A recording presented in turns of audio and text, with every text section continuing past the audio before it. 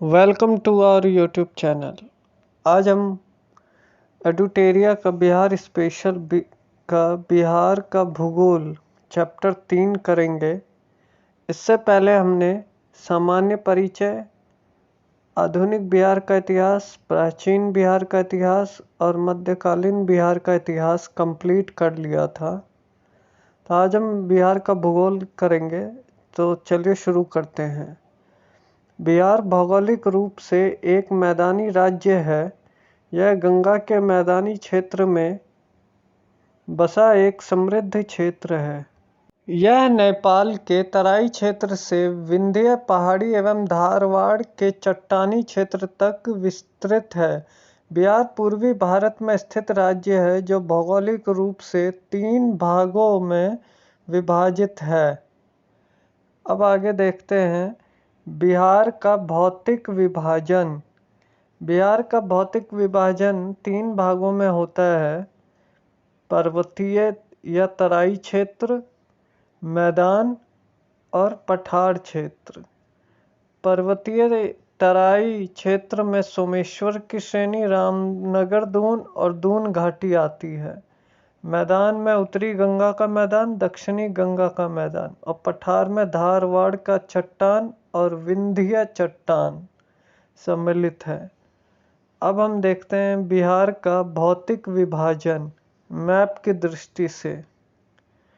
देखिए, सबसे ऊपर में उत्तर पश्चिम की ओर सोमेश्वर की श्रेणी है, फिर उसके नीचे दून घाटी है, फिर रामनगर दून है। गंडक कोसी दोआब, गंडक नदी, गंगा नदी बीचों बीच निकलती है। इस मैप को एक बार आप लोग ज़रूर देख लीजिएगा ताकि आपको एक मोटा मोटा आइडिया मिल जाए बिहार के बारे में।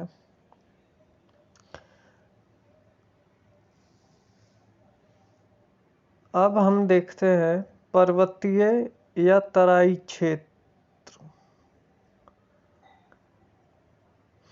पर्वतीय तराई क्षेत्र बिहार के उत्तर पश्चिम भाग में हिमालय पर्वत की शिवालिक श्रेणी का भाग अवस्थित है।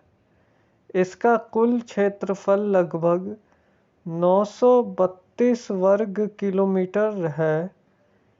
इसका विस्तार मुख्य रूप से पश्चिम चंपारण जिले में है। इसे 3 उपवर्गों में विभाजित किया जाता है। पहला सोमेश्वर की श्रेणी, दूसरा रामनगर दून और तीसरा दून घाटी। इन तीनों में इसे विभाजित किया जाता है पर्वतीय या तराई क्षेत्र को। अब हम विस्तार से देखते हैं सोमेश्वर श्रेणी के बारे में। इसे नोट कीजिएगा या ध्यान से सुनिएगा।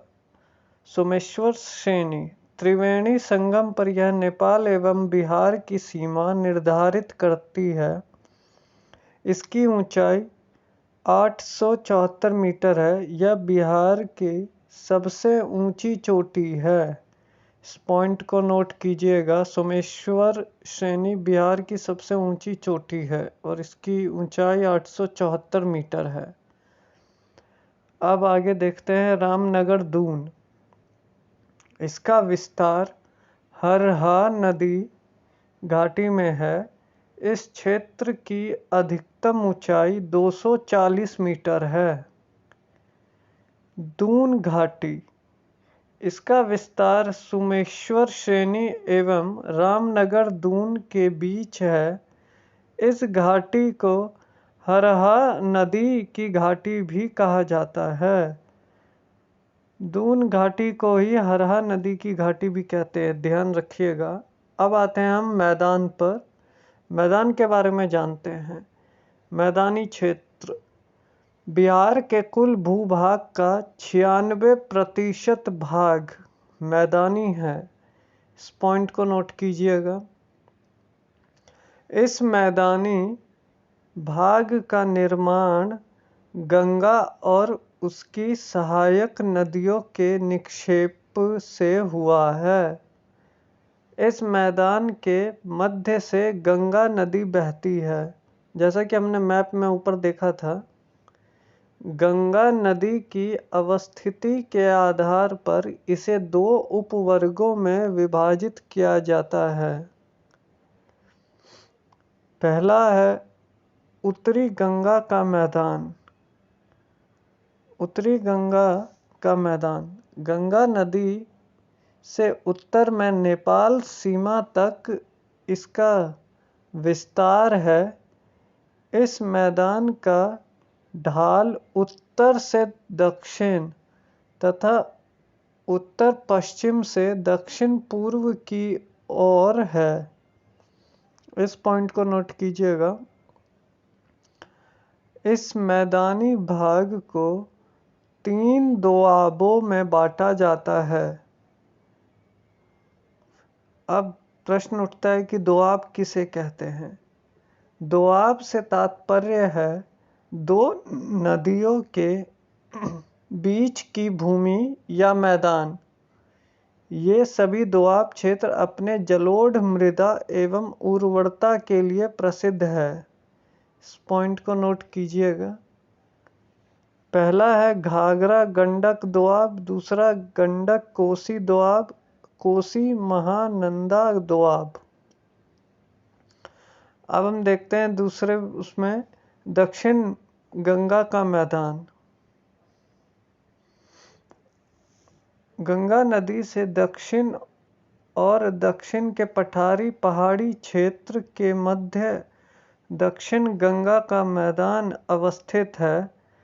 उत्तरी गंगा मैदान की तुलना में इसका आकार छोटा है। इसका निर्माण गंगा के अतिरिक्त पठारी नदियों के निक्षेप से हुआ है। इस क्षेत्र को 3 उपवर्गों में बांटा जाता है। गंगा सोन दोआब, मगध का मैदान और अंग का मैदान। अब आगे देखते हैं हम पठार के बारे में कि पठार क्या है। पठार बिहार के दक्षिणी सीमा पर पठार एवं पहाड़ी क्षेत्र है जो झारखंड से सीमा साझा करते हैं। दक्षिण में स्थित पठारी क्षेत्र में 2 क्रम की चट्टानें अवस्थित है। पहले है धारवाड़ चट्टानें, दूसरी है विंध्य चट्टानें। अब धारवाड़ चट्टानें जैसे मुंगेर में है, जमुई में है, नवादा में है, गया आदि में है। विंध्य चट्टानें है कैमूर और रोहतास में। ये बिहार का ज्योग्राफी इम्पोर्टेंट है, इसमें से भी काफ़ी प्रश्न पूछे जाते हैं। अन्य महत्वपूर्ण तथ्य: बिहार के उत्तरी गंगा के मैदान में प्राकृतिक रूप से जलमग्न निम्न भूमि क्षेत्र को चौर या मन कहा जाता है। इस पॉइंट को नोट कीजिएगा। गंगा के मैदानी बाढ़ क्षेत्र में बनने वाले विशेष आकृति क्षेत्र को दियारा प्रदेश कहा जाता है। जैसे 1 लाइनर में आपसे पूछे जा सकते हैं। उत्तरी गंगा मैदान में कई मन या चौर गोखुर झीलों के रूप में पाए जाते हैं। दक्षिणी गंगा मैदान में तटबंध से लगे दक्षिण की ओर गहराई वाले क्षेत्र को टाल कहा जाता है। इस पॉइंट को नोट कीजिएगा। उत्तरी गंगा का मैदान बाढ़ की विभीषिका के लिए प्रसिद्ध है। इस पॉइंट को भी नोट कीजिएगा। अब हम देखते हैं प्रकार, निर्माण काल, क्षेत्र और विशेषताएं। धारवाड़, इनका निर्माण प्री कैम्ब्रियन काल में हुआ था। क्षेत्र है मुंगेर, जमुई, नवादा, गया और राजगीर आदि में। विशेषताएं। बिहार में सबसे प्राचीन पहाड़ी क्षेत्र है धारवाड़। इस पॉइंट को नोट कीजिएगा, यह वन लाइनर में आपसे पूछा जा सकता है। विंध्य प्री कैम्ब्रियन काल में इनका निर्माण हुआ था। कैमूर और रोहतास में दूसरा प्राचीन पहाड़ी क्षेत्र सीमेंट उद्योग चूना पत्थर के लिए प्रसिद्ध है। विंध्य टर्शरी जो प्लीस्टोसीन काल में निर्माण हुआ था, इसका क्षेत्र पश्चिमी चंपारण है। सोमेश्वर पहाड़ी स्थित क्षेत्र सबसे नवीन पहाड़ी क्षेत्र में आता है। टर्शरी क्वाटरनरी यह प्लीस्टोसीन एवं होलोसीन काल में निर्माण हुआ। गंगा का मैदान बिहार का अधिकांश भाग मैदानी है, कृषि के लिए सबसे उपयुक्त है। अब देखते हैं हम बिहार की जलवायु। किसी क्षेत्र के दीर्घकालिक मौसम की औसत दशाओं को जलवायु कहते हैं। बिहार की जलवायु उपोष्ण कटिबंधीय या मानसूनी जलवायु है। इस पॉइंट को नोट कीजिएगा कि बिहार की जलवायु कैसी है। उपोष्ण कटिबंधीय या मानसूनी जलवायु है। किसी क्षेत्र की जलवायु विभिन्न कारकों से प्रभावित होती है। बिहार में जलवायु को प्रभावित या निर्धारित करने वाले प्रमुख कारक निम्नलिखित हैं। यह आपसे कथन में पूछे जा सकते हैं, इस पर ध्यान दीजिएगा। पहला है अक्षांशीय स्थिति, जैसे उपोष्ण क्षेत्र, बंगाल की खाड़ी से दूरी, मॉनसून का प्रभाव इत्यादि। उत्तर में हिमालय पर्वत की उपस्थिति और पांचवा है ऊंचाई। बिहार के उत्तरी भाग एवं दक्षिणी भाग के भौगोलिक दशाओं में अंतर के कारण विभिन्न भूगोलवेताओं ने बिहार की जलवायु को अलग अलग प्रकार से वर्गीकरण किया है। यह जो आपके सामने है, इससे बीपीएससी में प्रश्न पूछे गए थे कि जलवायु क्षेत्र और संकेतक क्या है। जैसे कोपेन जलवायु, इसका क्षेत्र उत्तरी बिहार और दक्षिणी बिहार है। इसका संकेतक है उत्तरी बिहार का CWG और दक्षिणी बिहार का है AW। त्रिवार्था जलवायु, उत्तरी बिहार में CAW, दक्षिणी बिहार में AW स्मॉल में। ऑर्नवेट, उत्तरी पश्चिमी संकीर्ण क्षेत्र CBW और शेष बिहार, जिसका संकेतक CA-W है। अब हम देखते हैं बिहार में सामान्यतः 3 ऋतुएं होती हैं, जैसा कि आप लोग जानते होंगे। पहला है ग्रीष्म ऋतु। जब सूर्य के उत्तरायण की स्थिति होती है, तब तापमान में वृद्धि से वायु दाब में कमी आने लगती है। यह मार्च से मध्य जून की स्थिति होती है। इस मौसम में पश्चिमी और मध्य बिहार में गर्म हवाएं चलती है, जिन्हें लू कहा जाता है। इस मौसम में तापमान 32 डिग्री सेल्सियस होता है।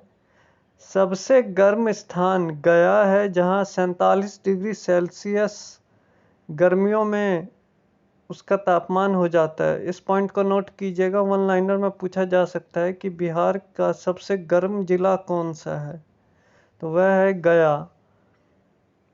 मॉनसून आने के पूर्व बिहार में बंगाल की खाड़ी से आने वाले उष्णकटिबंधीय चक्रवातों के कारण वर्षा होती है, जिन्हें नॉर्वेस्टर या काल वैशाखी कहते हैं। अब दूसरा ऋतु है वर्षा ऋतु, जो जून मध्य से अक्टूबर मध्य के बीच के समय को बिहार में वर्षा ऋतु के रूप में जाना जाता है। बिहार में मॉनसून का प्रवेश मध्य जून में होता है। बिहार में जुलाई एवं अगस्त में अधिक वर्षा होती है। बिहार में औसत वर्षा 112 सेंटीमीटर होती है। यहाँ सर्वाधिक वर्षा किशनगंज में होती है, जहाँ 205 सेंटीमीटर तक वर्षा होती है, तथा सबसे कम वर्षा औरंगाबाद, जहाँ 101 सेंटीमीटर जिले में होती है। इन पॉइंट को भी नोट कीजिएगा, सर्वाधिक वर्षा और सबसे कम वर्षा। अब आगे देखते हैं। बिहार में दक्षिणी पश्चिमी मानसून की बंगाल की खाड़ी की शाखा से सर्वाधिक वर्षा होती है। यह पॉइंट नोट कीजिएगा कि बंगाल की खाड़ी की शाखा से सर्वाधिक वर्षा होती है दक्षिणी पश्चिमी मानसून की। बिहार में उत्तरी भाग अधिक वर्षा प्राप्त करता है, जिसके कारण उत्तरी बिहार बाढ़ से तथा दक्षिणी बिहार का कुछ भाग सूखा से प्रभावित होता है। अब हम आगे देखते हैं शीत ऋतु के बारे में। शीत ऋतु, इसका काल मध्य अक्टूबर से फरवरी माह तक होता है। मॉनसून लौटने के समय बिहार में शीत ऋतु आरंभ हो जाती है। बिहार में दिसंबर एवं जनवरी माह सर्वाधिक ठंडक वाला होता है। सर्वाधिक ठंडा जिला गया है। इस पॉइंट को नोट कीजिएगा कि बिहार में सर्वाधिक ठंड गया में पड़ती है। दिसंबर जनवरी माह में भूमध्य सागर से आने वाले शीतोष्ण चक्रवात के कारण पश्चिमी एवं मध्य बिहार में हल्की वर्षा होती है। ये वर्षा रबी फसल के लिए लाभदायक होती है। अत्यधिक ठंड बिहार में रबी फसल के लिए काफ़ी लाभदायक होती है। अब हम देखेंगे बिहार में कृषि जलवायु क्षेत्र। अब हम इसके बारे में पढ़ेंगे। आप लोगों से रिक्वेस्ट है, यदि आप लोगों को हमारा यह प्रयास अच्छा लग रहा होगा तो सपोर्ट कीजिए और इसे शेयर कीजिए, ताकि हम आपकी अच्छी से और ज़्यादा से ज़्यादा मदद कर सकें। बिहार में कृषि की दशाओं एवं फसल वर्गीकरण के आधार पर कृषि जलवायु क्षेत्र को 3 वर्गों में विभाजित किया गया है। दक्षिणी बिहार के तीसरे वर्ग को 2 उपवर्गों में विभाजित किया गया है। अब हम देखते हैं बिहार का कृषि जलवायु क्षेत्र, जो जोन 22 है। जोन 1 में इतने ज़िले आते हैं, जोन 2 में ये ज़िले हैं, आप देख सकते हैं। और जोन 3 का ए भाग और जोन 3 का बी भाग, इसमें ये ज़िले आते हैं। यह बिहार का कृषि जलवायु क्षेत्र है। इसे जोन 22 बांटा गया है। किस जोन में कितने ज़िले हैं ये एक बार नोट कर लीजिएगा, क्योंकि बीपीएससी में ऐसे प्रश्न पूछे गए हैं।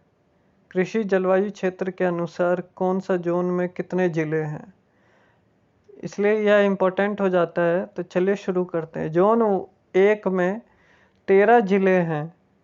इन ज़िलों का नाम है पश्चिमी चंपारण, पूर्वी चंपारण, शिवहर, सीतामढ़ी, मधुबनी, गोपालगंज, सिवान, सारण, मुजफ्फरपुर, दरभंगा, वैशाली, समस्तीपुर, बेगूसराय। यदि आप सुनेंगे तो आपको काफ़ी चीज़ें पता चल जाएगी, या आप मैप देख लीजिएगा तो आपको एक आइडिया लग जाएगा। अब देखते हैं जोन 2 में 8 ज़िले हैं। इसमें सुपौल, अररिया, किशनगंज, सहरसा, कटिहार, खगड़िया, पूर्णिया और मधेपुरा है। अब तीसरे जोन की बात करें तो सबसे पहले जोन 3rd A में देखते हैं 6 जिला है जो दक्षिणी पूर्वी भाग में आता है। भागलपुर, बांका, मुंगेर, जमुई, शेखपुरा और लखीसराय। जोन 3rd B में 11 जिला है जो दक्षिणी पूर्वी भाग में आता है। इसमें बक्सर, भोजपुर, पटना, अरवल, जहानाबाद, नालंदा, कैमूर, रोहतास, औरंगाबाद, गया और नवादा है। इसे आप मैप वाइज देखेंगे तो आपको काफ़ी चीज़ें पता चल जाएगी। विभिन्न कृषि जलवायु क्षेत्र की विशेषताओं को निम्नलिखित सारणी में देखा जा सकता है। कृषि जलवायु क्षेत्र और इनकी विशेषताएं क्या है। जोन 1 जो उत्तर पश्चिमी क्षेत्र में है, इसकी विशेषताएं हैं। इस क्षेत्र में औसत वर्षा 104 से 145 सेंटीमीटर तक होती है। यहाँ खादर मिट्टी की प्रधानता है। मुख्य फसल है गन्ना, धान, गेहूं, अरहर, मक्का आदि। जोन 2 में जो उत्तर पूर्वी क्षेत्र में है, इस क्षेत्र में औसत वर्षा 120 से 140 सेंटीमीटर तक होती है। यहाँ की मुख्य फसलें हैं जूट, धान, चाय और मक्का आदि। नोट कीजिएगा। अब जोन 3rd जो पूरा हम दक्षिणी क्षेत्र ले लेते हैं, इस क्षेत्र की विशेषताएं क्या है। इस क्षेत्र में औसत वर्षा 95 से 115 सेंटीमीटर तक होती है। यहाँ बांगर मिट्टी की प्रधानता है। मुख्य फसलें गेहूं, दाल, अरहर, चना आदि है। अब आगे देखते हैं हम बिहार का अपवाह तंत्र। यह बहुत महत्वपूर्ण टॉपिक है। इससे बीपीएससी में प्रश्न पूछे गए हैं, नदियों से रिलेटेड क्वेश्चंस। बिहार की नदियाँ। बिहार अपवाह तंत्र के दृष्टि से एक समृद्ध राज्य है। यहाँ नदियों एवं उनकी सहायक नदियों का विस्तृत जाल है। अपवाह तंत्र के आधार पर बिहार की नदियों को 2 वर्गों में विभाजित किया जाता है। पहला है हिमालयी नदियाँ, दूसरा है पठारी नदियाँ।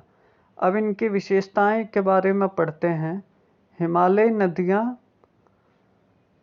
और पठारी नदियों की क्या क्या विशेषताएं हैं और ये किस प्रकार एक दूसरे से भिन्न है। पहले हिमालय नदियाँ। यह सदा नीरा वर्षा भर जल प्रवाह वाली नदियाँ हैं। ये वर्षा आधारित नदियाँ हैं। यह उत्तर से दक्षिण की ओर प्रवाहित होती हैं।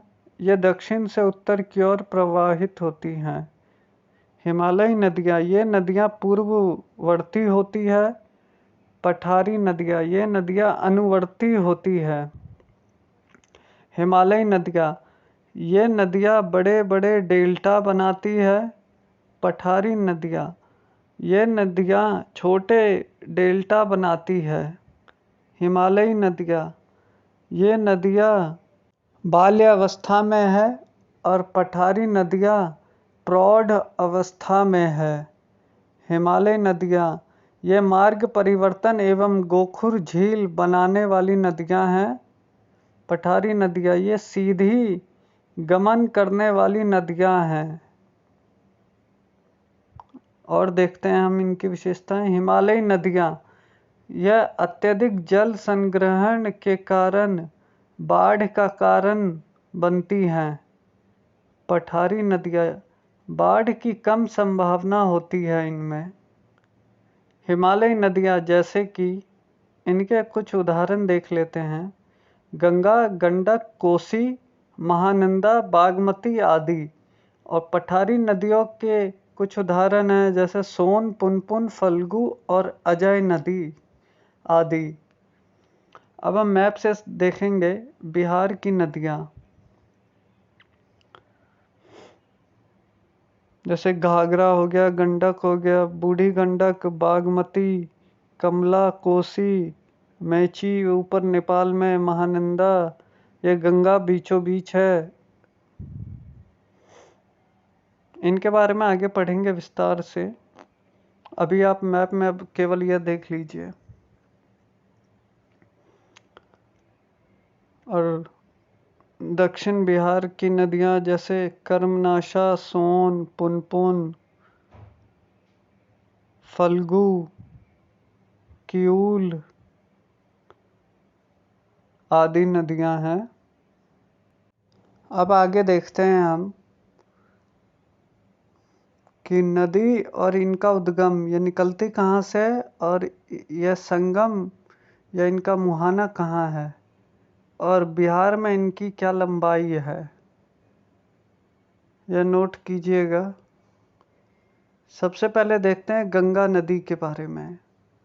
गंगा नदी का उद्गम गंगोत्री से है जो उत्तराखंड में है। संगम इसका बंगाल की खाड़ी में है और बिहार में इसकी लंबाई 445 किलोमीटर है। घाघरा नदी तिब्बत से इसका उद्गम है और गंगा सारण जिले में यह गंगा नदी से मिल जाती है।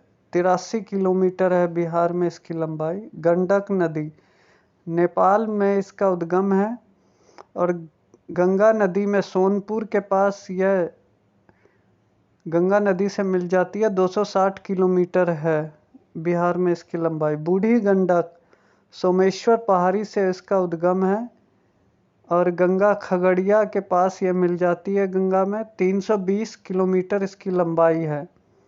बागमती महाभारत श्रेणी जो नेपाल में है वहाँ से इसका उद्गम है। कोसी नदी में यह मिल जाती है। 394 किलोमीटर इसकी लंबाई है बिहार में।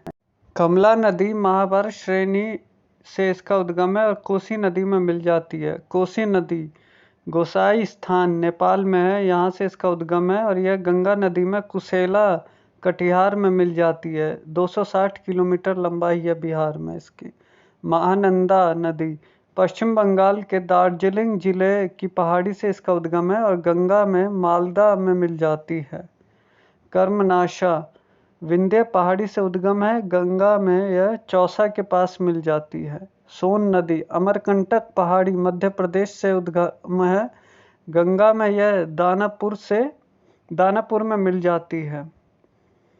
अब आगे देखते हैं पुनपुन नदी झारखंड पलामू क्षेत्र से इसका उद्गम है और यह गंगा नदी में फतुआ के पास मिल जाती है। फल्गु या निरंजना नदी छोटा नागपुर पठार से इसका उद्गम है। पुनपुन नदी के साथ गंगा में मिल जाती है ये। अजय नदी जमुई से इसका उद्गम है और यह गंगा में पश्चिम बंगाल में मिल जाती है। किऊल नदी हजारीबाग झारखंड से इसका उद्गम है और यह गंगा में लखीसराय में मिल जाती है। सकरी नदी छोटा नागपुर पठार से इसका उद्गम है, यह किऊल नदी के साथ गंगा में मिल जाती है।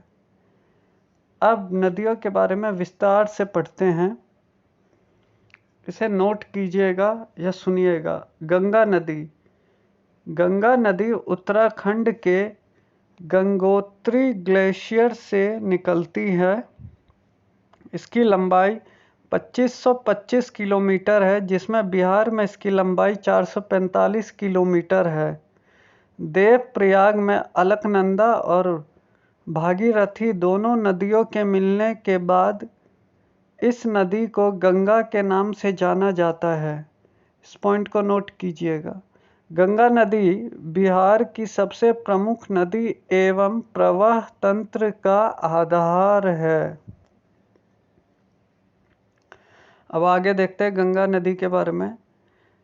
गंगा नदी बिहार में बक्सर जिले में चौसा के समीप प्रवेश करती है और कटिहार एवं भागलपुर से सीमा बनाती हुई बिहार से बाहर पश्चिम बंगाल में चली जाती है। इस दौरान गंगा नदी बिहार के 12 जिलों में से गुजरती है। इस पॉइंट को नोट कीजिएगा कि गंगा नदी बिहार में 12 जिलों से बहती है या गुजरती है। बिहार में गंगा नदी की सर्वाधिक लंबाई पटना जिले में है। गंगा की सहायक नदियों में घाघरा, गंडक, बूढ़ी गंडक, कोसी, सोन, पुनपुन आदि नदियाँ बिहार में गंगा से मिलती है, जबकि महानंदा और अजय नदी बिहार से बाहर गंगा में मिलती है। इस पॉइंट को नोट कीजिएगा। बांग्लादेश में इसे पद्मा नदी कहा जाता है। किसे? गंगा नदी को बांग्लादेश में पद्मा नदी कहा जाता है और यह अंततः बंगाल की खाड़ी में गिरती है। अब देखते हैं हम घाघरा नदी के बारे में। यह मानसरोवर जो तिब्बत में है के पास से निकलती है, बिहार के सिवान में प्रवेश करती है। उत्तर प्रदेश और बिहार की सीमा पर बहती हुई सारण में गंगा में मिल जाती है। अन्य नाम घाघरा नदी के सरयू मैदानी भाग में कहते हैं, गोगरा, करनाली, करनाली नेपाल में कहते हैं। इसकी सहायक नदियाँ राप्ती है, छोटी गंडक, शारदा, बहरी एवं सैती आदि है। अब देखते हैं गंडक नदी के बारे में। गंडक नदी को नारायणी नदी भी कहते हैं मैदानी भाग में। इस पॉइंट को नोट कीजिएगा। यह सप्त गंडकी शालिग्रामी नेपाल में कहा जाता है के नाम से भी जाना जाता है। गंडक की मुख्य शाखा धौलागिरी और अन्नपूर्णा श्रेणियों को पार करते समय गॉर्ज बनाती है और बिहार में भैंसा लोटन जो पश्चिमी चंपारण में है से प्रवेश करती है। यह उत्तर प्रदेश और बिहार के बीच 45 किलोमीटर की सीमा बनाती है। इस पॉइंट को नोट कीजिएगा। और जो उत्तर प्रदेश और बिहार के बीच में सीमा बनाती है नदियाँ, उन्हें जरूर से देखिएगा। इसकी सहायक नदियाँ काली गंडक, त्रिशूली और बूढ़ी गंडक आदि है। इसमें मिलने वाले गोल गोल काले पत्थरों को शालिग्राम कहा जाता है। अब देखते हैं हम बूढ़ी गंडक नदी के बारे में। बूढ़ी गंडक नदी यह सोमेश्वर श्रेणी के पश्चिमी भाग से निकलकर पश्चिमी चंपारण, पूर्वी चंपारण, मुजफ्फरपुर, समस्तीपुर, बेगूसराय जिलों में बहते हुए अंत में खगड़िया जिले में गंगा नदी में मिल जाती है। इसका अन्य नाम सिकरहना ऊपरी भाग में कहते हैं है।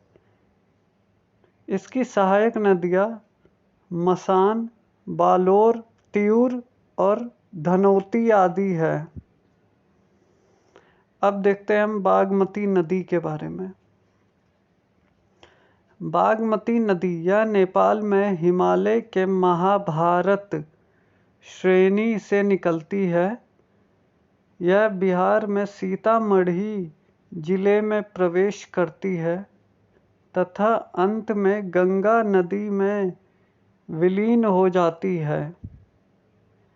पहले यह बूढ़ी गंडक में मिलती थी, लेकिन अब यह कमला नदी से मिलकर कोसी नदी में मिल जाती है।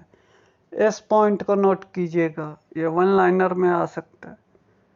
इसकी सहायक नदियाँ लाल बकिया, लखनदेई, मनोहरा, अधवारा, विष्णुपति आदि है।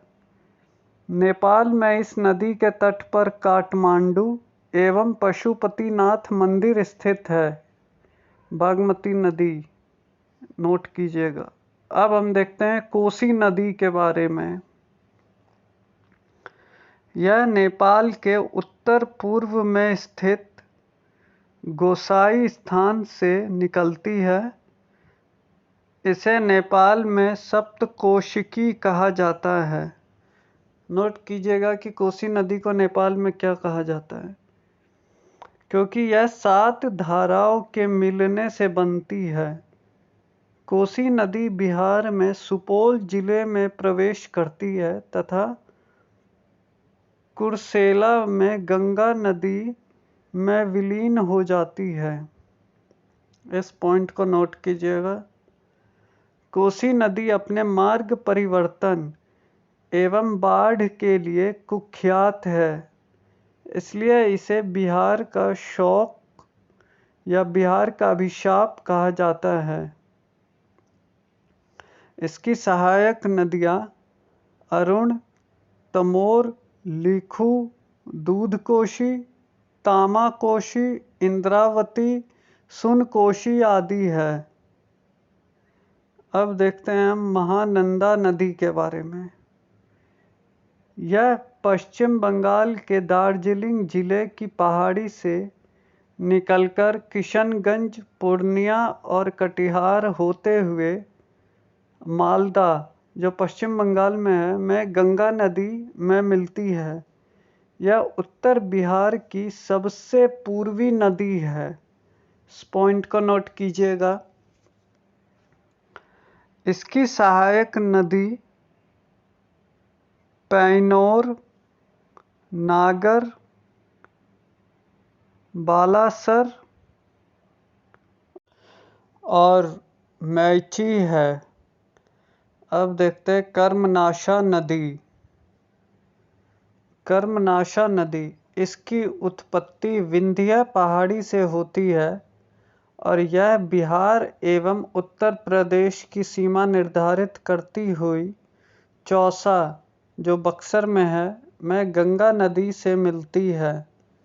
यह दक्षिण बिहार की सबसे पश्चिमी नदी है। Noted it. कर्मनाशा नदी को अपवित्र नदी माना जाता है।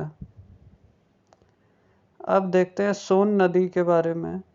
सोन नदी, यह मध्य प्रदेश के अमरकंटक पहाड़ी के मैकाल श्रेणी से निकलती है। यह रोहतास, बिहार में एवं गढ़वा जिले, जो झारखंड में है, के बीच से बिहार में प्रवेश करती है। रोहतास तथा भोजपुर की पूर्वी सीमा बनाते हुए मनेर, दानापुर में गंगा नदी से मिलती है। यमुना के बाद गंगा की दूसरी सबसे बड़ी दक्षिणी सहायक नदी है। इसकी सहायक नदियाँ रिहंद, कन्हार और उत्तरी कोयल है। सोन नदी पर डेहरी बांध, जो रोहतास में है, इंद्रपुरी बैराज, जो रोहतास में है, बाण सागर बांध मध्य प्रदेश स्थित है। सोन नदी पर बने नहरों ने रोहतास, भोजपुर के शुष्क मैदानी क्षेत्र को बिहार का मुख्य चावल उत्पादक क्षेत्र बनाया है। इस पॉइंट को नोट कीजिएगा। अब देखते हैं हम पुनपुन नदी के बारे में। यह झारखंड के पलामू जिले के छोटा नागपुर पठार से निकलती है तथा बिहार में औरंगाबाद, जहानाबाद होते हुए फतुआ में गंगा नदी में मिल जाती है। इसकी प्रमुख सहायक नदियाँ मोरहर, मादर, दरधा आदि है। यह दक्षिण बिहार की दूसरी प्रमुख नदी है।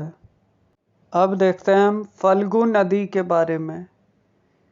फल्गु नदी यह हजारीबाग के पठार से निकलने वाली लीलाजन, निरंजना तथा मोहाना नदियों के मिलने से बनती है और अंततः गया होते हुए पुनपुन नदी में मिल जाती है, जो गंगा की उपनदी है।